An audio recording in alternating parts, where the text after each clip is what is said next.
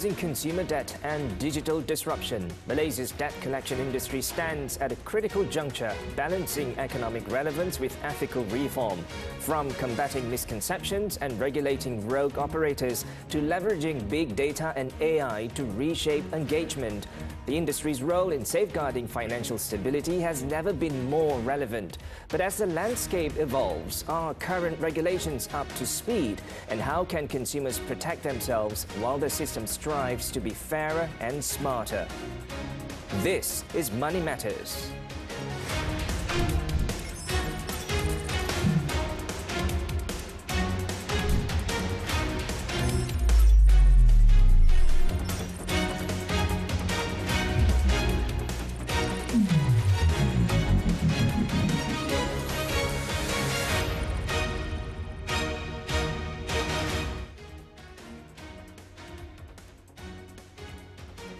Hello and good evening. You're tuned into TV3, where you can also stream on Tonton. I'm Muhammad Ahmad Hamdan, and joining us to unpack all this today is Association of Professional Debt Collection Agency Malaysia President Zabbar Hasrin. Zabbar, thank you so much for joining us on this episode of Money Matters. Thank you, Hamdan. Thank you for inviting me. Great. Now, I want to start off with talking about some of the misconceptions that the public commonly have about debt collectors. What are some of the common ones that you can think of? And also, how can education help or reshape this narrative?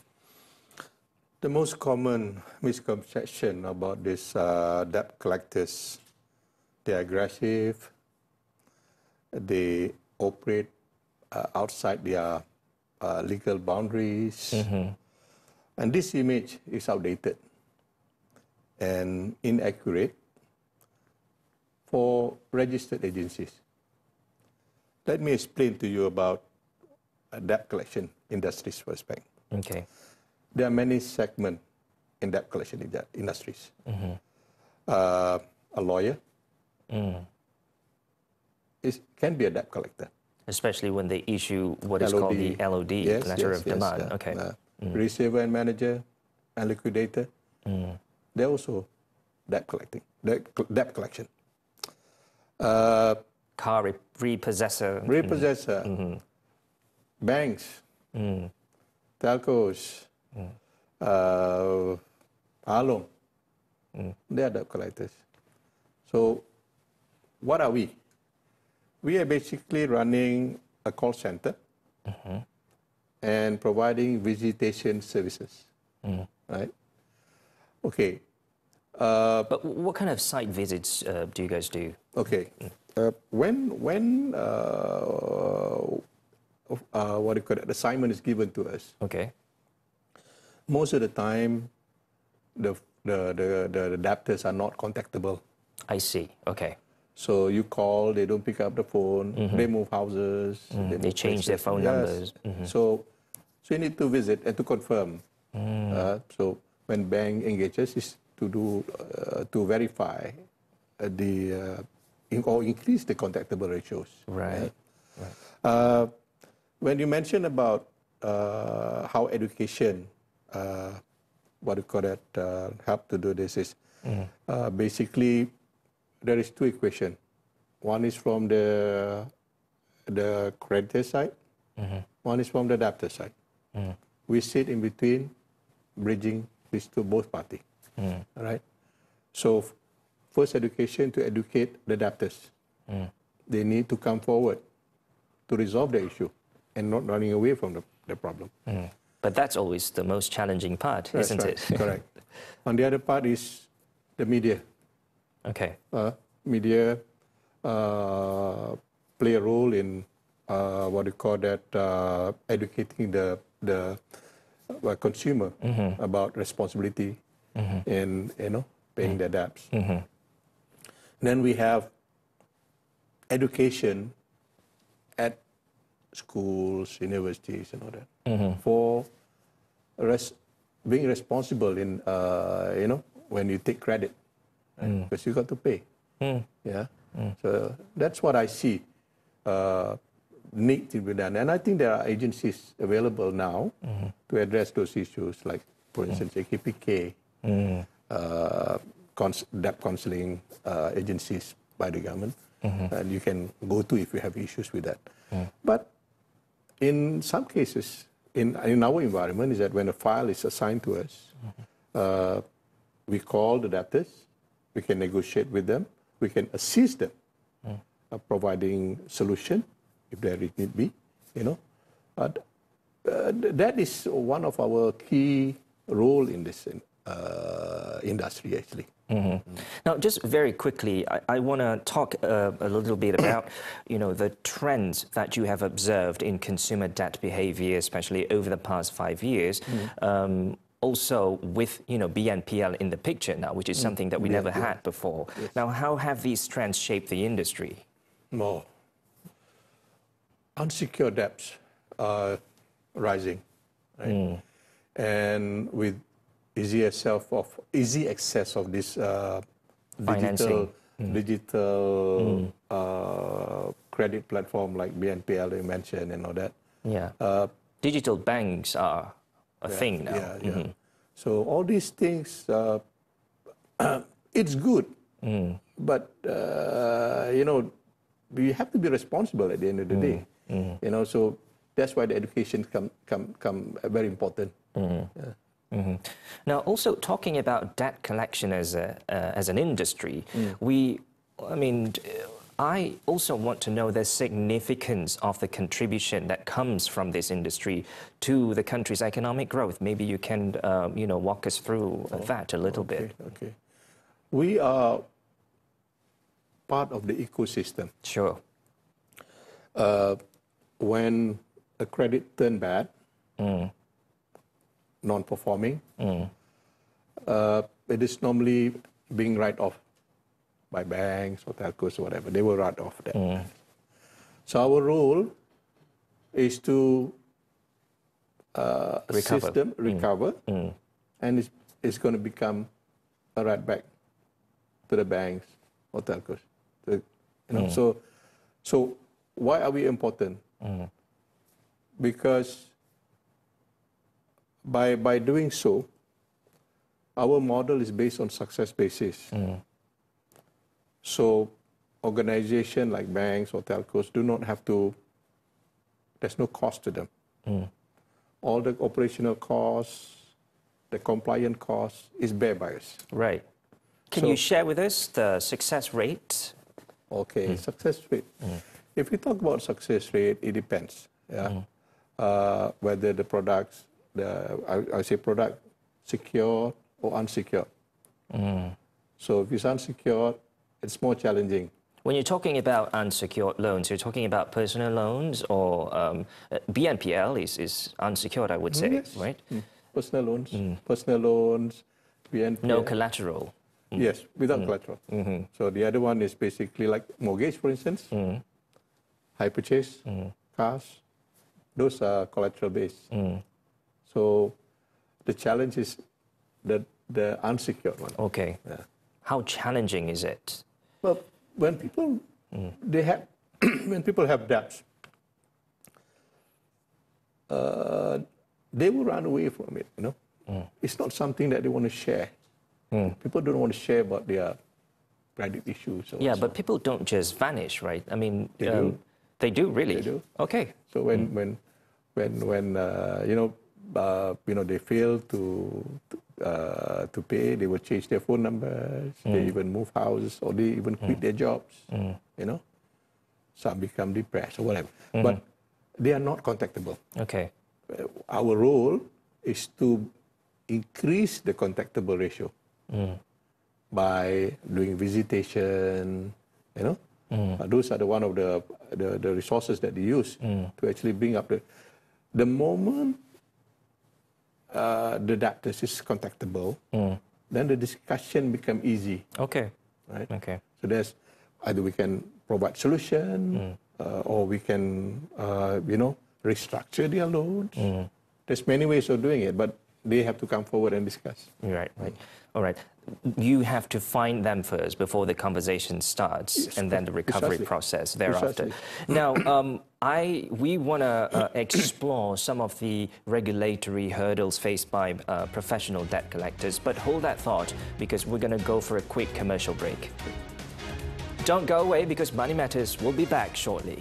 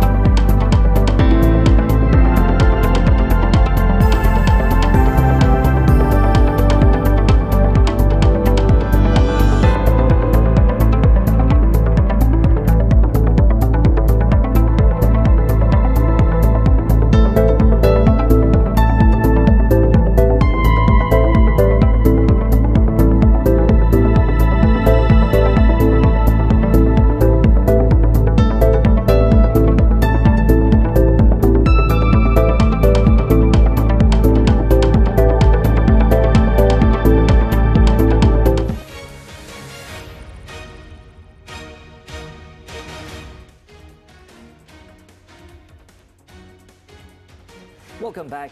Association of Professional Debt Collection Agency Malaysia President Zabbar Hasrin with me right here in the studio. Now, Zabbar, earlier on we talked a little bit about some of the challenges faced by professional debt collectors, especially in tracing untraceable borrowers. Now, we also want to look at some of the biggest regulatory hurdles faced by debt collectors, professional debt collectors in Malaysia today. One of the biggest challenges is the absence of a unified regulatory framework. Yeah? Although this is expected to be changed under the what we call Consumer Credit Commission regulatory reforms. The CCC. CCC, yes. Okay. There's also lack of standardization on how collectors are recognized across industry. Because remember, we talk about banks, telcos, and other government agencies, and so on. We need a clear guidelines and stronger enforcement against unlicensed debt collectors. Are all Ahlong unlicensed? Yes, they are not. They are not. Okay. They are unlicensed, basically. And this need to be regulated, actually.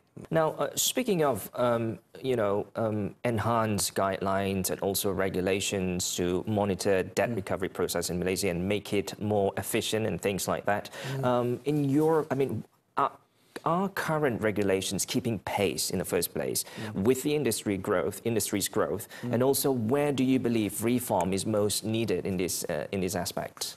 Okay, first and foremost, let me focus answering your question pertaining to debt collection. Yeah. Because CCC is a big thing. Regulation are catching up. Yeah. Okay. But we are still behind in some key areas, especially in debt collection. And we welcome the formation of CCC, which is expected to introduce licensing and formal oversight. So that means whoever want to be in debt collection business, they need to be licensed, and they need to follow certain formal oversight process.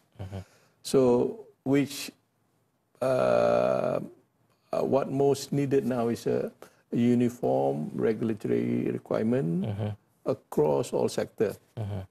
So whether the debts originated from banks, utilities, or telcos, or digital lenders, a clear guideline or framework for this industry needed. Yes.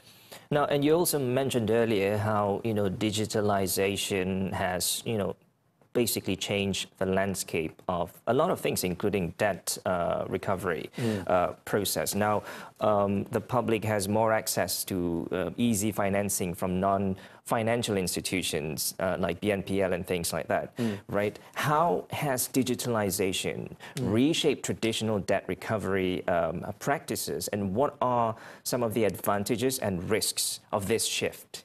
Okay. If you talk about our industries, debt collection industries, consumer debt collection countries, we are dealing with volume because it's retail, right?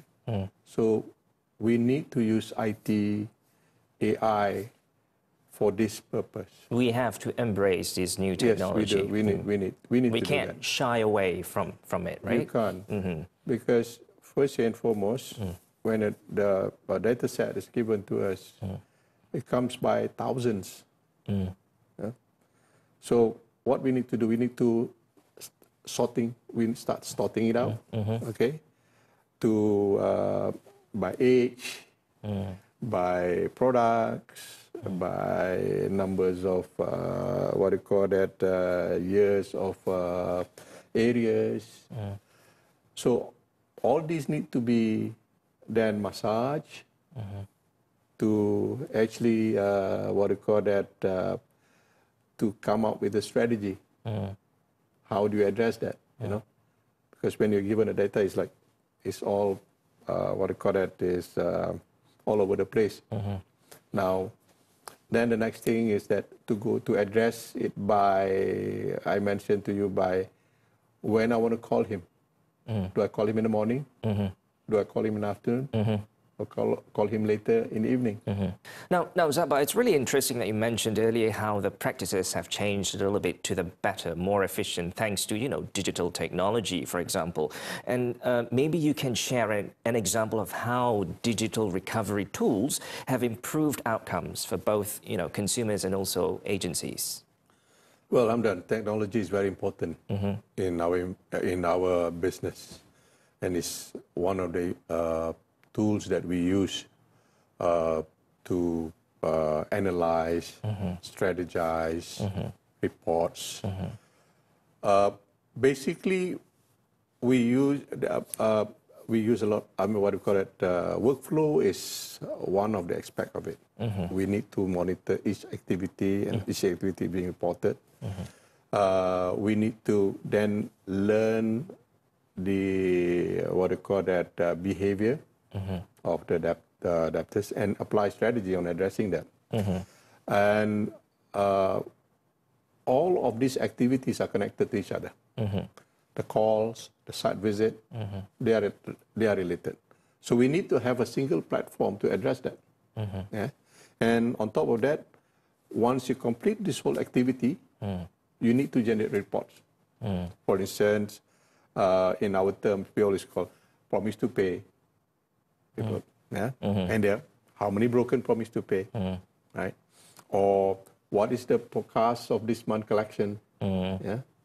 Where are you from our forecast and actual? The supervisor need to monitor their team, right?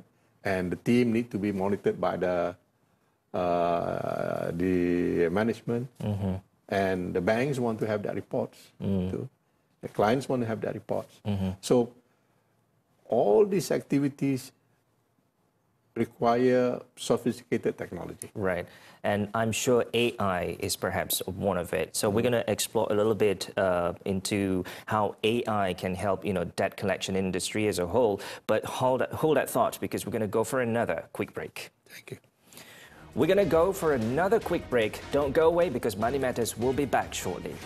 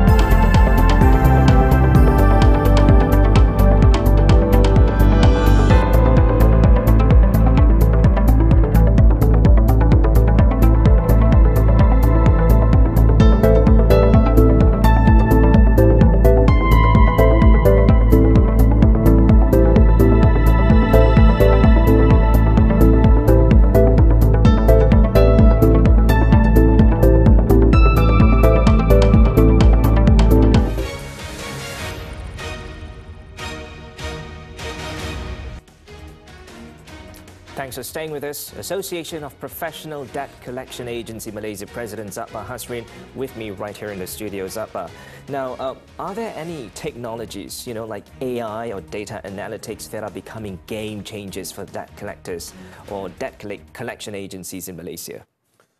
Absolutely. Predictive analytics, for instance, identify the best time and methods to contact debtors. AI, chatbots, and the routine inquiries, the routine one. And this free our agent to handle the more sensitive cases, right? So it free them to. This is more efficient in our operation. Machine learning also help us to detect patterns of hardship or potential frauds. And this tool increase efficiency while enabling the empathetic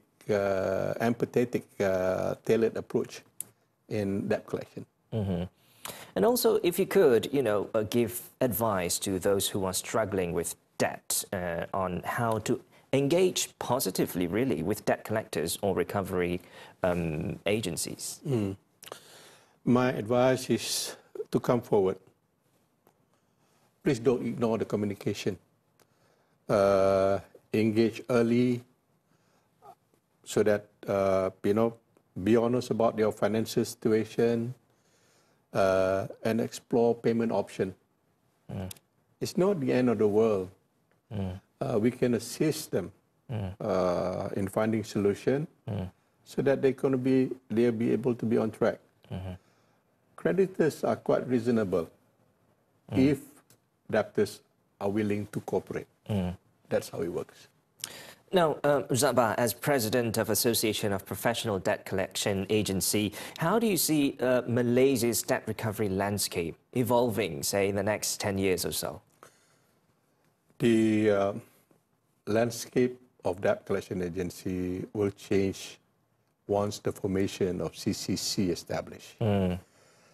All the debt collection agencies in Malaysia need to be licensed if they want to be in this business.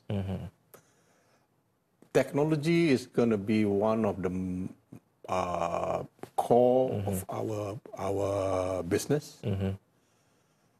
Training, certification is one of the progress that we want to do. We want to create training program or certification program for debt collectors. And we also want to make debt collection as a career. Yeah. So the beauty about debt collection industry, it barrier to entry to be a debt collector is very minimal, right?